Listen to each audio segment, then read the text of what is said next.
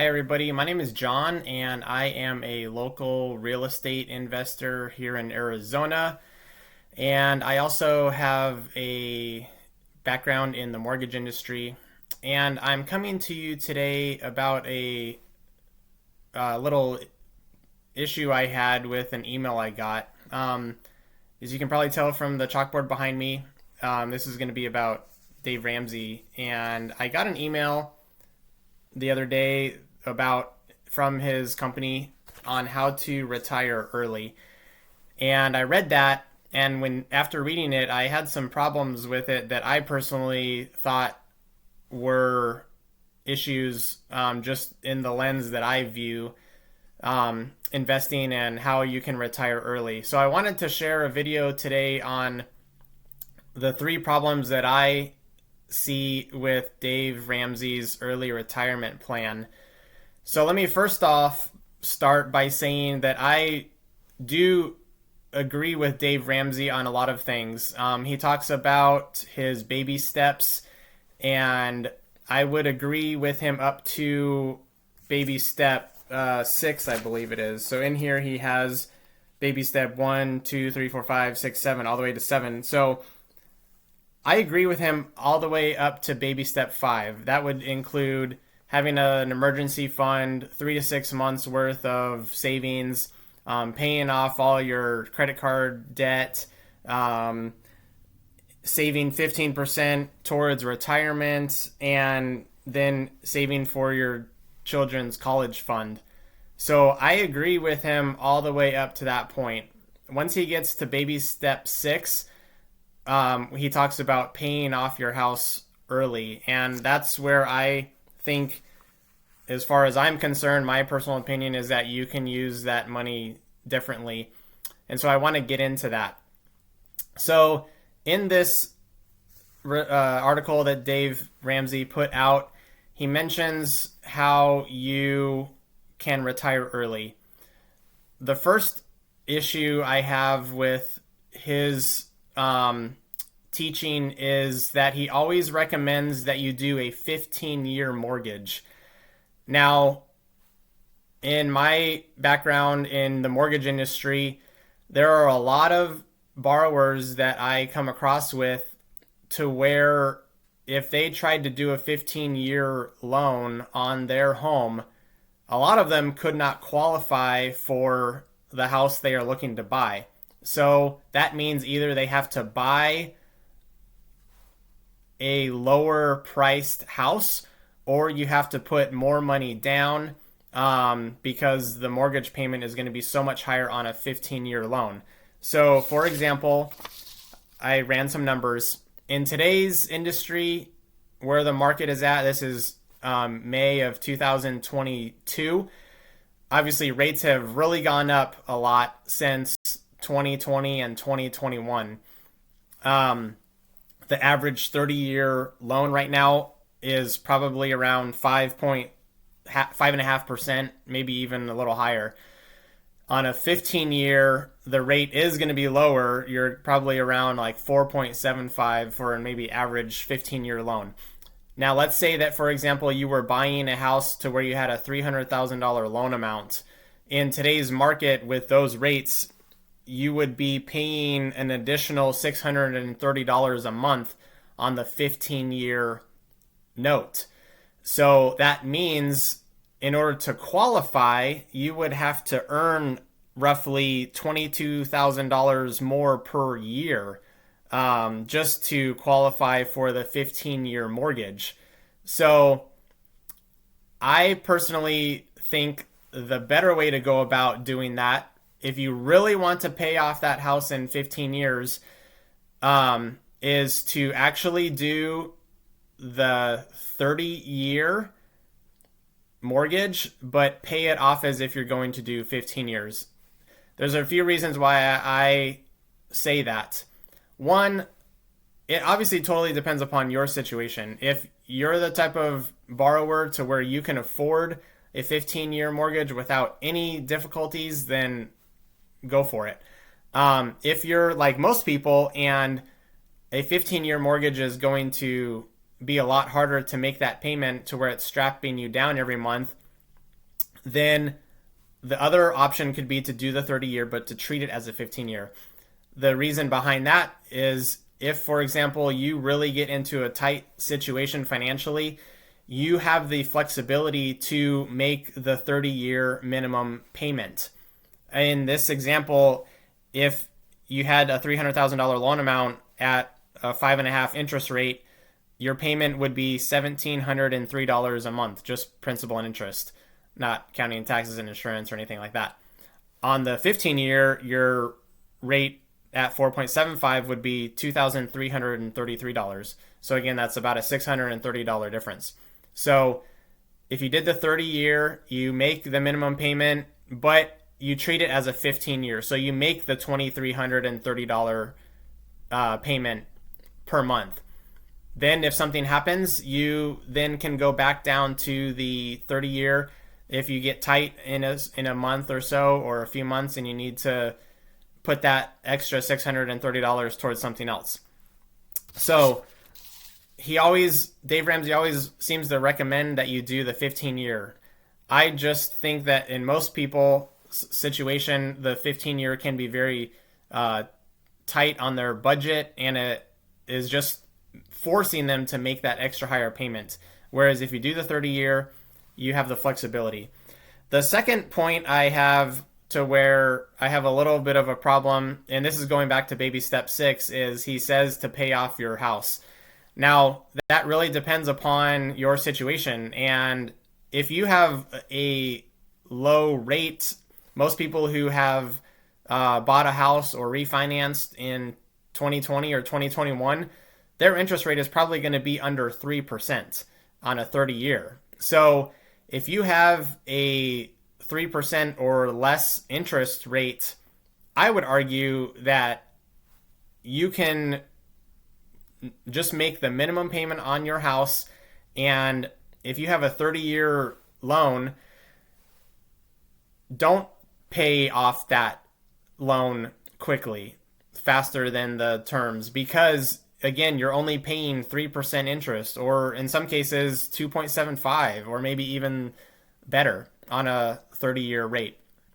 Instead, I would argue to say that you could use your money better and take whatever amount of money you're going to throw at the mortgage and use it in a different way. So for example, back to our scenario, if you had a mortgage payment and the 15-year payment was $630 more per month than the 15-year, or I'm sorry, than the 30-year, then instead of doing the 15-year and instead of paying $2,333 on your mortgage payment, instead do the 30-year and pay the $1,703 and then take that $630 and invest it. Put it towards something else. If you were to invest that $630 each month into an account that earned 7% interest, if you did that for 30 years, so for example, again, your mortgage payment is just, we're trying to compare apples to apples. So if you made $2,333 payment every month, whether it's towards the 15-year mortgage or the 30-year, but you're then taking that extra $630. So in other words, every month you're paying the same, $2,333. That extra $630 is going to be invested. If you invested that $630 for 30 years at 7% interest rate, you would have $773,000 at the end of 30 years, roughly. Now, people may argue and say, well, John, you didn't pay off, you're paying so much more in interest on the 30-year. Yes, you are. However, if you paid off the house in 30 years compared to, okay, let's say you paid off the house in 15 years by making a 15-year payment on a 15-year term, and then at the end of 15 years, you then invested that $2,333. If you waited until you paid off the house in 15 years to invest, and then you invested that amount of money at 7%, so the same interest rate of return, in 15 years, you would have $744,000 roughly. So over the same amount of period of time, you would actually have 30 more thousand dollars if you did not pay off the house early. Instead, you started investing early and then just use that money to pay off the house in 30 years rather than in 15 years. And then the extra amount of money you invested.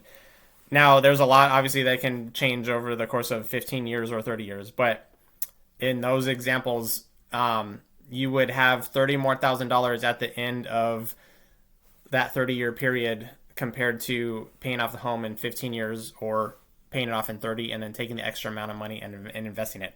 So I think the thing to look at and to consider there is the time value of money and compound interest. The earlier you start investing, the more money you're going to have that you can compound on your interest if you invest in mutual funds or something to that effect. Now, again, I'm not saying that you shouldn't invest at all. I do agree that with Dave Ramsey as baby step 5, I think it is, that you invest 15% of your income in some sort of a retirement account. I'm just also saying that I don't agree with the fact that you try to pay off your house early for the reasons that I just said. Now, the biggest issue I have with Dave Ramsey's retirement plan is this third point, and that is, okay, let's say that you pay off your house early in 15 years. Well, now what? I mean, you weren't investing in anything up until this point other than your 15%, but you were also doing that earlier with the other scenario in having a 30-year mortgage. So you now have a paid off house, but you haven't been investing that extra money over the period of time. So in his email here, he even says that if you pay off your house, I think a lot of people have the mindset that, oh, if I just pay off my house, I'm going to be able to retire. Well, okay, you did eliminate that expense, but you still have a lot of other things that you have to account for. Maybe you're not in debt, but in his example, he says make a estimated budget of what you would need to live off of when you retire. Well, in his estimated budget, you would still need $3,500 a month to live off, even without a house payment. So my biggest issue with his retirement plan is he has no way to replenish your income if you're going to retire. I say that because all of Dave Ramsey's advice is to invest in retirement accounts. And he even says in here, his own words, he says that if you are investing in an IRA or a 401k, that there's a problem. You can't touch that money.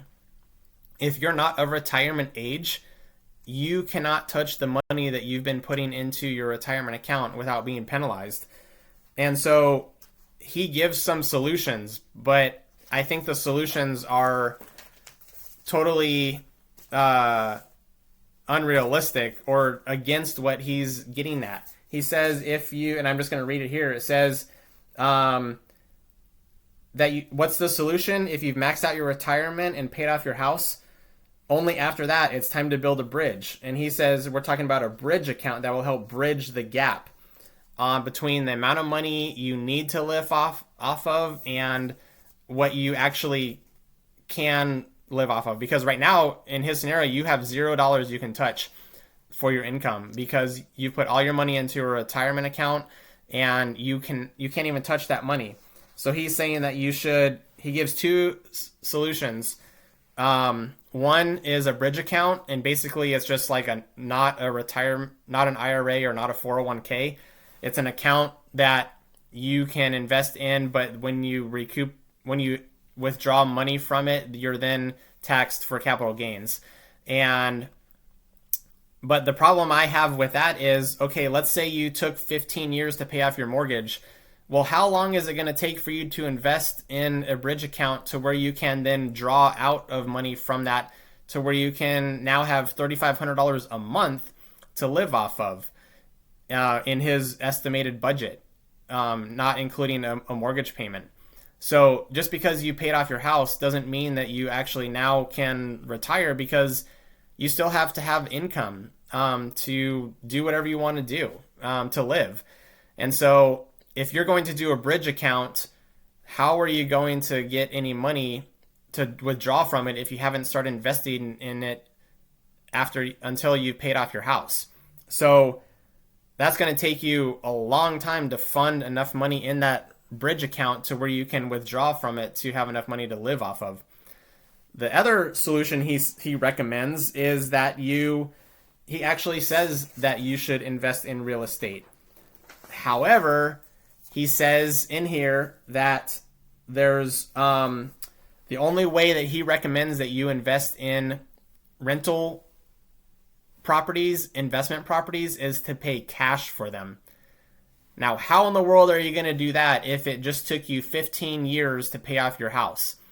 If you haven't been saving at all up until that point, other than putting in 15% of your income in a retirement account, how long is it going to take you to where you can pay cash for a rental property to then net all of that income from the rent? Well, if you only have an extra $2,300 a month, because now we're assuming that your mortgage is paid off, well, how long is it would take you decades to save up that much money to buy a property for cash. So that's not going to work. That doesn't work in the real world. Yeah, it sounds good on paper and what he says here, but who's going to spend and take another 20 years to save up to then pay cash for a house? So he has no solution to that, in my opinion. Now, I've put out other videos about the pros and cons of real estate investing, so check that out, because in there I talk about how the power of leverage. You don't need $200,000, $300,000 to pay cash for the house. All you need is 25%, and sometimes I would argue even less if you do creative financing or get wholesale properties. There are a number of different ways that you can buy a property with less than 20 or 25% of your own money. So again, that's probably the biggest issue I have with his retirement plan is he talks about there's no solution on how to replenish that income other than the bridge investment account or real estate. But again, that's going to take you decades to even fund or purchase a property if you go through his methods. So those are the issues that I have. It just doesn't seem to work in the real world. I mean, yes, it sounds great to have your house paid off, but if you've paid it off and you've been just investing in retirement funds, you have no way that you can touch your retirement account to actually have money to live off of without being penalized on it. So I don't personally see that his retirement plan is actually practical, and it doesn't seem to be a way that you can actually retire early. So you may be just saying, oh, I'm just being negative and critical of Dave Ramsey. Well, I'm going to make another video to where I will share with you my personal ideas and ways that I think you can retire early. So I will share that with you on another video. So be on the lookout for that. Let me know if you have any questions, or if you don't agree with me, let me know. And again, this is just my opinion, and I would like to hear how you feel that Dave Ramsey is right. And so put those in the comments below, and I will read them and look forward to seeing what other people have to say about that. Appreciate it. Thanks for checking out this video, and I look forward to sharing the next video with you on my solutions on how you can retire early. Thanks. Have a great day, everybody. Bye.